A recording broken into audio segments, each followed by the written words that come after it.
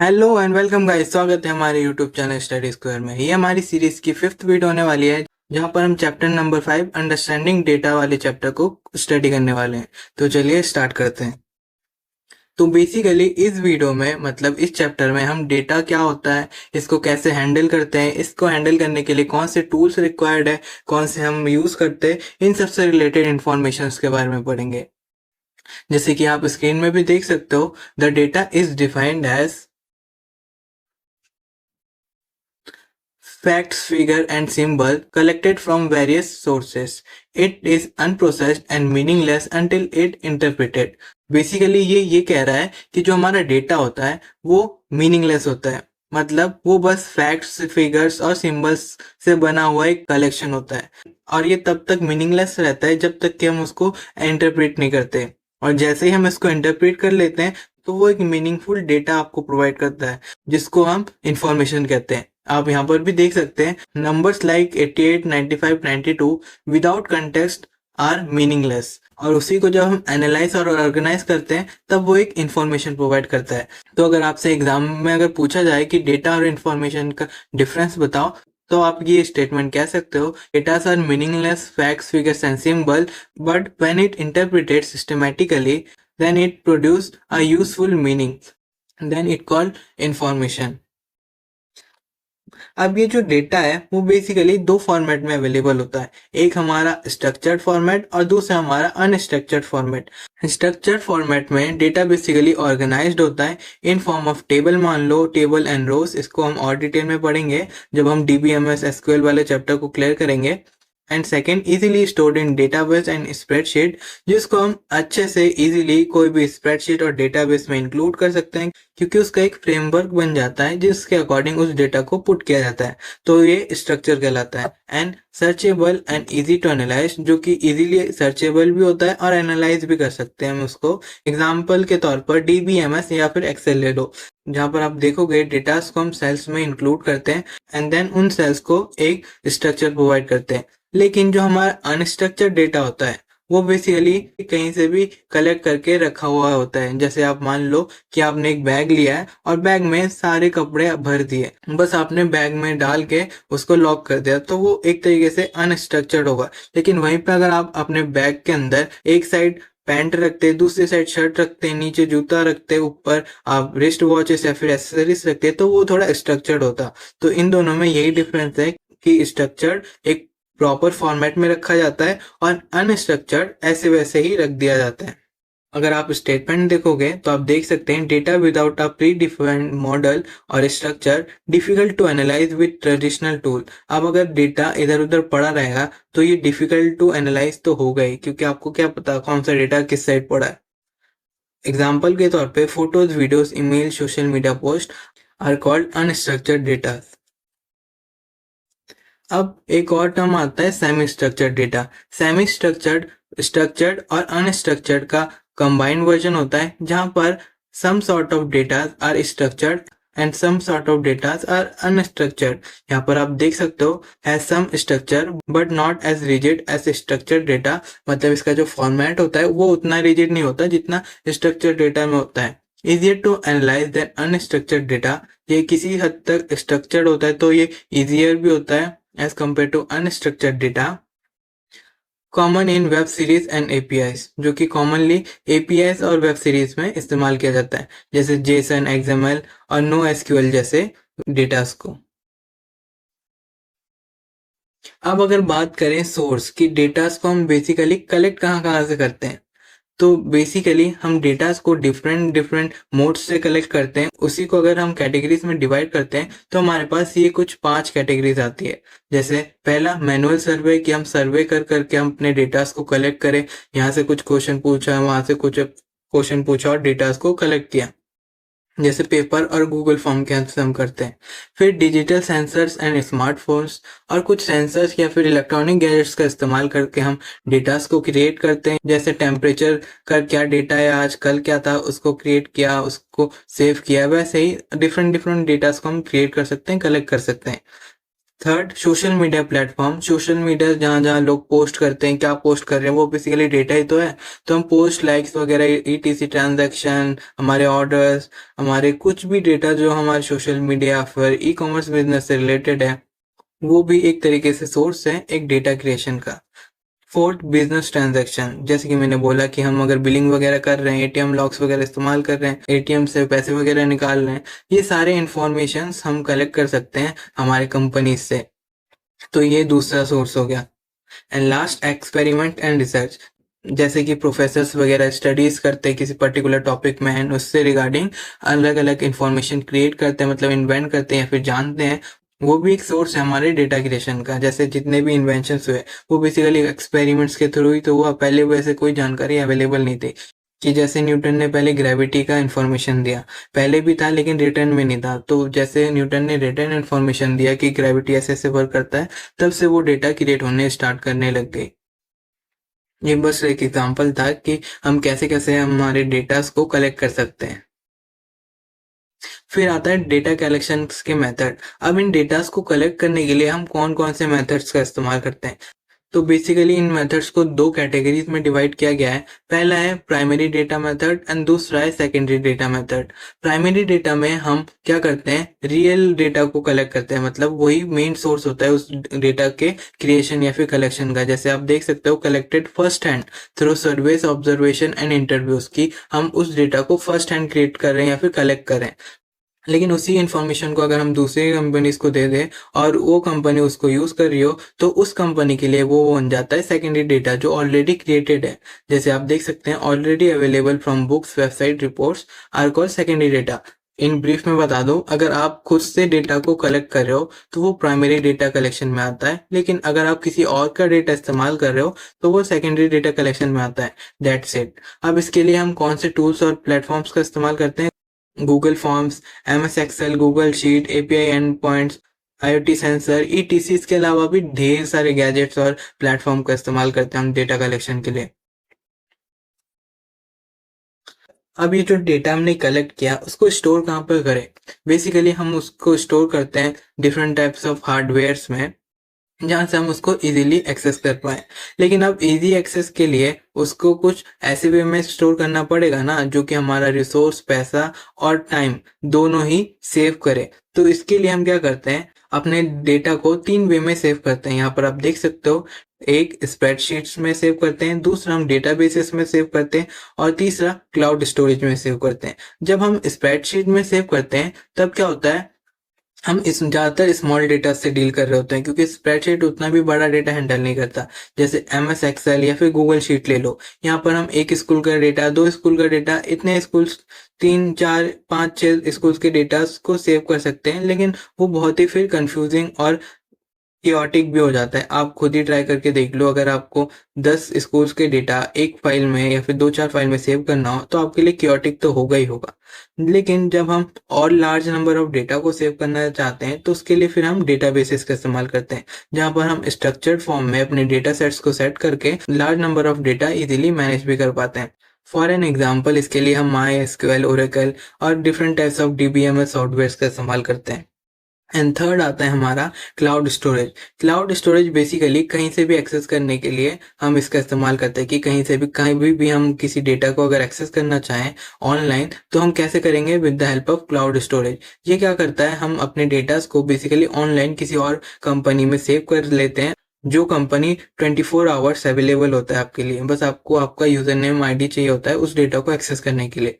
इसका कुछ एग्जांपल है Google drive, drop box, one drive, Google photos. ये सारे ऑनलाइन प्लेटफॉर्म्स हैं जो कि आपको एक फैसिलिटी प्रोवाइड करती है, जहां पर आप अपने डेटा को ऑनलाइन सेव कर सकते हो।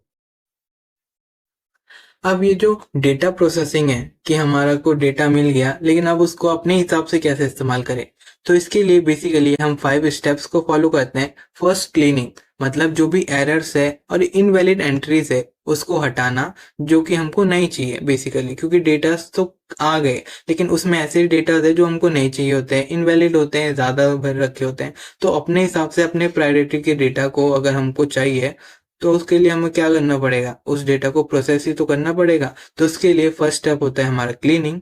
सेकेंड स्टेप सॉर्टिंग, मतलब अरेंज करना इन ऑर्डर, या तो आप असेंडिंग ऑर्डर या फिर डिसेंडिंग ऑर्डर, या फिर आपकी कोई प्रायोरिटी है उसके अकॉर्डिंग आप अगर किसी डेटा को ऑर्डर करना चाहते हो तो उसको बेसिकली कर सकते हो, उसको हम सॉर्टिंग कहते हैं। फिर आता है फिल्टरिंग, मतलब select the specific data points, मतलब जो जो हमको रिक्वायर्ड है स्पेसिफिकली उसी को हम फिल्टर करके निकालते हैं। फिर एनालाइजिंग, फिर अब उस डेटा जो हमको मिल गया उसको हम एनालाइज करते हैं, देन हम अपने कहाँ पर इस्तेमाल कर सकते हैं, नहीं इस्तेमाल कर सकते, इस डेटा का रिजल्ट क्या होगा, इन सब से रिलेटेड डील करते हैं, समराइजिंग एंड कंपेयरिंग। जब हम इन सब डेटा को एनालाइज वगैरह समराइज कर लेते हैं, फिर क्या होता है उसको रिपोर्ट करना, जो कि हमारा लास्ट स्टेप है, जहां पर हम क्रिएट विजुअल्स और रिटन समरीज, जहां पर हम उस डेटा से रिलेटेड विजुअल्स और summaries in written form create करते हैं, जिसको पढ़ के सामने वाला उस डेटा से रिलेटेड जो भी टर्म्स है उसको इजीली समझ सके। ये बेसिकली वो बंदे करते हैं जो डेटा एनालिसिस में इन्वॉल्व है, उन्हीं को ये काम करने की रिक्वायरमेंट होती है, जो क्या करते हैं बेसिकली डेटास कलेक्ट करते हैं, देन उस पे प्रोसेस करके अपना जो क्लाइंट है उसके अकॉर्डिंग डेटा को प्रेजेंट करते हैं, जिससे उस क्लाइंट को अपना मीनिंग निकले, मतलब जिसके लिए वो प्रोसेस करवा रहा है। इसको और अच्छे समझ लेते हैं कि डेटा एनालिसिस क्या होता है। Basically data analysis helps in making sense of large sets of data. हाँ जी, मतलब डेटा एनालिसिस का काम होता है कि लार्ज चंक ऑफ डेटा को एक मीनिंगफुल डेटा में कन्वर्ट करना, दैट्स इट। जब हम अपने लार्ज नंबर ऑफ डेटा को अपने प्रायोरिटीज के अकॉर्डिंग कन्वर्ट कर लेते हैं तो उसको डेटा एनालिसिस कहते हैं। फॉर एन एग्जांपल, मान लीजिए एक स्कूल का डेटा है। अब आप एज ए स्टूडेंट उस स्कूल के डेटा में से कुछ अलग डेटा फाइंड आउट करोगे, आपकी टीचर कुछ अलग डेटा फाइंड करेगी, और आपका शायद प्रिंसिपल कुछ अलग डेटा फाइंड करना चाहता हो। तो तीनों का पॉइंट ऑफ व्यू अलग अलग है। वैसे ही हमारे क्लाइंट्स का भी अलग होता है, जिनके अलग अलग पॉइंट ऑफ व्यू से हमको डेटा उनके अकॉर्डिंग एनालाइज करके देना पड़ता है। इसके लिए हम कैसे कैसे एनालिसिस परफॉर्म करते हैं, बेसिकली ये 3 टाइप के एनालिसिस होते हैं: डिस्क्रिप्टिव एनालिसिस, प्रिडिक्टिव एनालिसिस और प्रिस्क्रिप्टिव एनालिसिस। डिस्क्रिप्टिव में हम उस डेटा का समराइज कर देते हैं, मतलब उसका निचोड़ निकाल के देते हैं। प्रिडिक्टिव में फोरकास्ट फॉर फ्यूचर इवेंट, मतलब उस डेटा से रिलेटेड उसका क्या बेनिफिट होगा इन फ्यूचर, उससे रिगार्डिंग इंफॉर्मेशन देते हैं, जैसे ट्रेंडिंग वगैरह। फॉर एन एग्जांपल, मान लो एक कंपनी है जो कि ट्रेंडिंग शर्ट्स निकालती है। अब उस कंपनी को और फ्यूचर प्रिडिक्ट करना है, मतलब कैसे ट्रेंड निकालना है, तो वो ट्रेंड निकालने के लिए अपने डेटास को ही तो एनालाइज करेगा ना। तो ये कैसे करते हैं, with the help of predictive data analysis. मतलब अपने कस्टमर्स को कौन सा प्रोडक्ट ज्यादा चाहिए वो सारे हम इंफॉर्मेशन अपने क्लाइंट को देते हैं। फिर प्रिस्क्रिप्टिव में क्या होता है, suggestions action based on result, जो रिजल्ट हमारा निकला उससे रिगार्डिंग हमारे क्लाइंट्स को सजेशन देना। जैसे मान लो हमने डेटा निकाला उनके अकाउंट्स का, जहां पर हमने देखा उनकी कंपनी में लॉस हो रहा है, तो हम उससे रिगार्डिंग उनको इंफॉर्मेशन देंगे कि कौन से एरिया में आपको फोकस करना चाहिए, कौन से एरियाज को आपको इग्नोर करना चाहिए, एलिमिनेट करना चाहिए, जिससे आपका बिजनेस सेव रह पाएगा। ऐसे इंफॉर्मेशंस। और इनको निकालने के लिए हम कौन से टूल्स का इस्तेमाल करते हैं, पाइथन, जहां पर हम पांडास और नमपाई लाइब्रेरीज का इस्तेमाल करते हैं, एक्सेल्स एंड बीआई टूल्स। इसको हम और डिटेल में देखेंगे, जैसे कि हमारा नेक्स्ट चैप्टर ही है इंट्रोडक्शन टू नमपाई, जहां पर हम नमपाई को कैसे इस्तेमाल करते हैं इससे रिगार्डिंग चीजों को देखेंगे। इस वीडियो में हम बेसिकली डेटा के बारे में बात कर रहे हैं, तो डेटा में ही स्टिक रहते हैं। हाउ टू यूज नमपाई उसको हम नेक्स्ट आने वाले वीडियोस में क्लियर करेंगे, और पांडास शायद आपके 12th में है, वहां पर देखेंगे। अब आता है स्टैटिस्टिकल टेक्निक्स फॉर डेटा।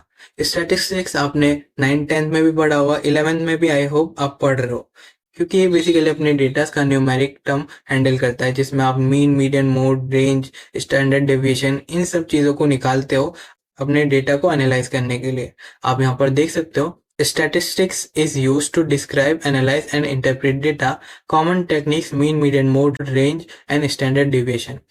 ये बेसिकली आपके मैथ्स में अच्छे से गिवन है, इनके फॉर्मूलाज, इनको कैसे फाइंड आउट करना है। मैं रिकमेंड करूंगा आप अपने मैथ्स के बुक में से जाके देख सकते हो। अदरवाइज इसके फॉर्मूलाज याद करने की जरूरत नहीं है इन आईपी, क्योंकि हम इसमें क्या करते हैं, बेसिकली हम कोड का इस्तेमाल करते हैं, जहां पर हमको फॉर्मूलाज लिखने नहीं होते, बस कमांड लिखना होता है और हमारा रिजल्ट आ जाता है। इसको मैं प्रैक्टिकली आपको आने वाली नेक्स्ट वीडियो में करके भी दिखाऊंगा।